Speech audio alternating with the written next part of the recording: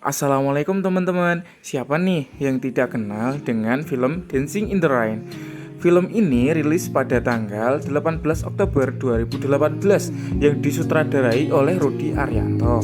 Sebelum itu, kami perkenalkan terlebih dahulu ya kelompok kami yang berjumlah 4 orang, yaitu Azidah, Seftiani Nadila, Kamilia, Zahratul Ulya, Syifa Gelih Pratama, dan Ana Sofiana. Oke, kita lanjut pembahasan kita kali ini.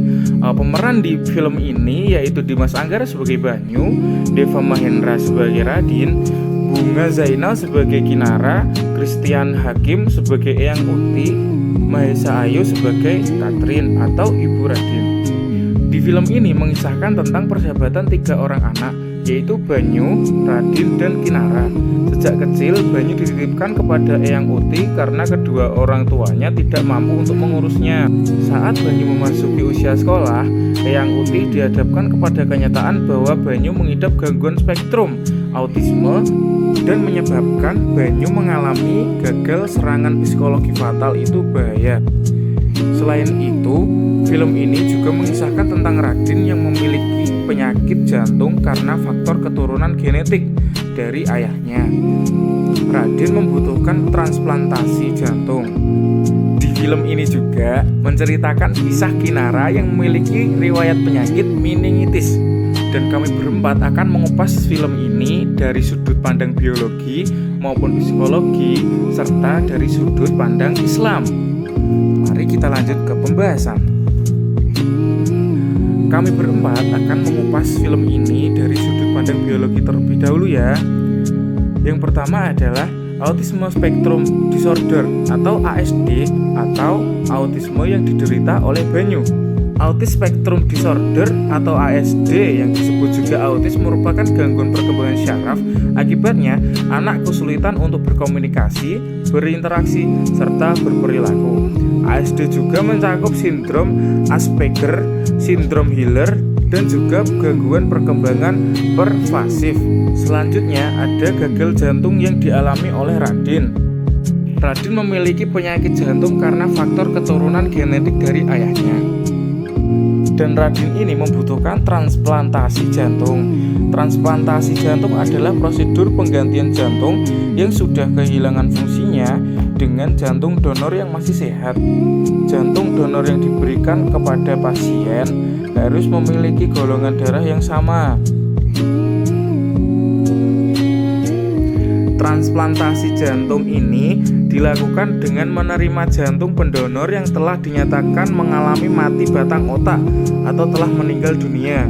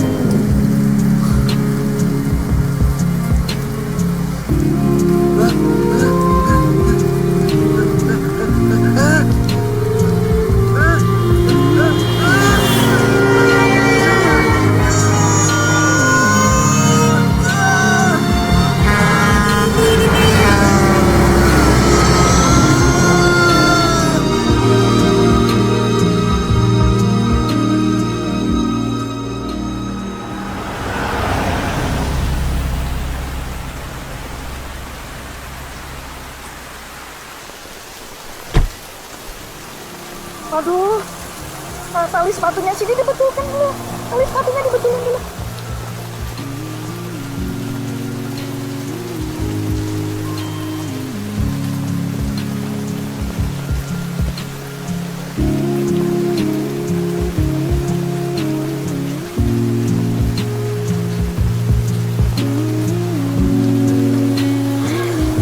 Ada yang basah ya, Pak?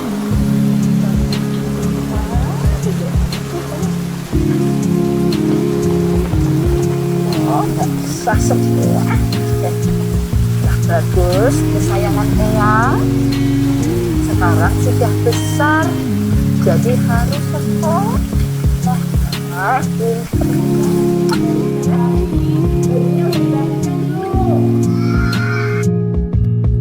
Pada saat itu, kondisi Banyu kritis karena kecelakaan truk dan Ibu Radin meminta Eyang untuk rela jika Banyu mendonorkan jantungnya untuk Radin. Selanjutnya, kita akan membahas tentang meningitis yang diidap Kinara. Meningitis adalah peradangan pada minagen, yaitu lapisan perlindungan otak dan syaraf tulang belakang. Meningitis kadang sulit dikenali karena penyakit ini memiliki gejala awal yang serupa dengan flu, seperti demam, sakit kepala. Ada beberapa faktor yang memicu meningitis, antara lain adalah infeksi kuman, lupus, kanker, serta efek samping obat dan operasi otak. Tadi adalah sudut pandang menurut biologi. Sekarang kita lanjut kepada sudut pandang menurut psikologis. Yang nomor satu adalah spektrum autis. Kelainan ini bukan penyakit, tetapi kondisi saat otak bekerja dengan cara yang berbeda dari orang lain. Penyandang kelainan ini dapat mengalami kesulitan memahami apa yang orang lain pikirkan dan rasakan. Pengidap autis ini sulit untuk mengekspresikan diri baik dengan kata-kata atau melalui gerak tubuh, ekspresi, wajah, dan sentuhan. Selain itu, penyandang juga akan memiliki kendala pada saat belajar. Selain itu juga, keterampilan mereka tidak berkembang biak sepenuhnya. Misalnya, ketika penyandang autis memiliki kesulitan berkomunikasi, mereka bisa pandai dalam seni, musik, memori, hingga matematika loh. Dalam film ini, Banyu pandai sains, sehingga dia menang dalam kompetisi sains Indonesia. Yang nomor 2 adalah gagal jantung. Awalnya, setelah sadar dari koma dan diperbolehkan untuk pulang, Radin terlebih dahulu ke rumah Banyu, namun tidak ada siapapun di rumah Banyu. Radin mengetahui bahwa pendonor untuk jantungnya adalah Banyu saat menonton pengumuman juara sains nasional yang diikuti Banyu. Ia langsung membuka surat yang diberikan oleh petugas rumah sakit sebelum ia pulang, yang ternyata adalah surat terakhir dari Banyu.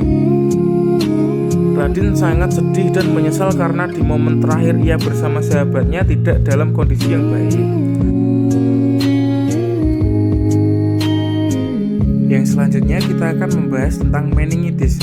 Saat diberitahu oleh orang tuanya bahwa penyakit sangat parah, Kinara tetap berusaha tegar meskipun ia tahu ia tidak akan bisa menjalani hidupnya seperti dulu lagi.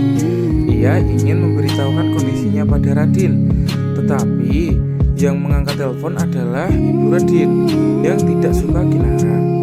Ibu Radin berkata pada Kinara agar jangan menemui Radin lagi. Apa yang dikatakan oleh Ibu Radin membuat Kinara stres dan menyebabkan kondisi Kinara makin memburuk. Akhirnya, ia hanya bisa berbaring di ranjang rumah sakit. Bahkan saat ke makam Banyu, ia harus menggunakan kursi roda dan alat bantu Radin. Jika Kinara tidak menjaga pikiran, emosional, dan tubuhnya, maka virus akan menyerang lebih ganas. Dan kita akan lanjut dari sudut pandang Islam. Allah Subhanahu wa Ta'ala telah menciptakan manusia dengan bentuk sebaik-baiknya setelah yang tertera dalam Al-Quran. Sungguh kami menciptakan manusia dalam bentuk sebaik-baiknya, dari surat At-Tin ayat 4. Meskipun Banyu memiliki riwayat spektrum autisme, namun Allah tetap memberikan Banyu kelebihan berupa akal yang pandai dalam bidang sains. Dan kita akan membahas efek bagi penonton setelah menonton film ini. Efek bagi penonton yang paling menonjol dari film ini adalah dari film ini, penonton bisa lebih terbuka pandangannya terhadap pengidap autisme, bahwa pengidap autisme bukanlah orang yang bodoh. Mereka hanya memiliki pandangan yang berbeda terhadap dunia, dan tidak sedikit dari mereka memiliki kecerdasan di atas orang normal. Pesan moral dari film ini adalah kita tidak boleh membeda-bedakan teman. Kita harus menjaga dan terus mensupport orang yang berkebutuhan khusus dan orang yang mempunyai riwayat penyakit yang serius dan tidak boleh membulinya. Terima kasih. Wassalamualaikum warahmatullahi wabarakatuh.